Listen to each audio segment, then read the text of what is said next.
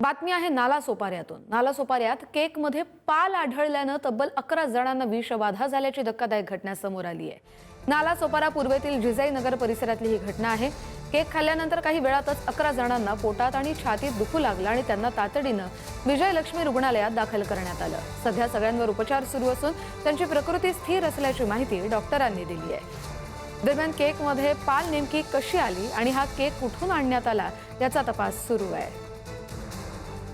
आणि आज प्रकरणी रुग्णालयात उपचार सुरू असलेल्या डॉक्टरांशी आम्ही बातचीत केली आहे। 4 से 5 बजे के बीच में केक काटे थे। उसके बाद क्या हुआ? मेरे को मत था, सीने में दर्द हो रहा था और थोड़ी उल्टी जैसा। कितने लोग थे तुम लोग? 11 से 12। केक में क्या था? बर्थडे किसका था? बर्थडे एक दीदी थे सेकंड फ्लोर में, उनका था। केक में क्या देखा था? छिपकली, ये इतना था, ज्यादा नहीं। नालासोपाऱ्यामध्ये बर्थडे केक खाल्यानं 11 जणांना विषबाधा झाल्याची घटना घडलेली आहे। सध्या त्यांच्यावरती नालासोपारा येथील विजयलक्ष्मी रुग्णालयामध्ये उपचार सुरू आहेत। मी हॉस्पिटलमध्ये उभा आहे। आपण जर बघितले संपूर्ण हे रुग्ण आहेत, यांना विषबाधा झालेली आहे। पोटात छातीत दुखू लागल्याने यांना त्रास झालेला आहे। त्यामुळे हे संपूर्ण हे रुग्णालयामध्ये दाखल करण्यात आलेले आहे।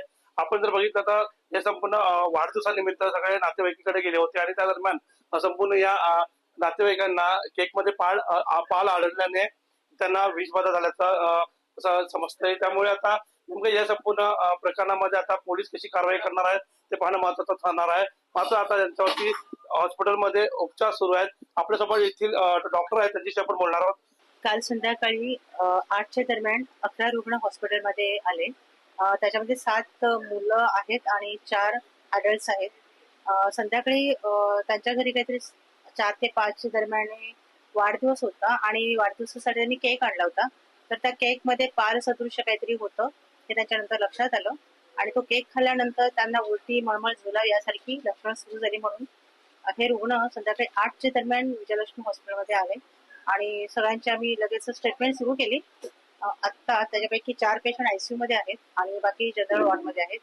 आता सध्या कशी परिस्थिती? आता सगळे रुग्ण आउट ऑफ डेंजर आहेत आणि स्टेबल आहेत। वसई विरारमध्ये मोठ्या प्रमाणात केकच्या विक्री केली जाते, मात्र त्याची तपासणी होणं फार महत्वाचं आहे। नागरिकांनी कारवाईची मागणी केलेली आहे।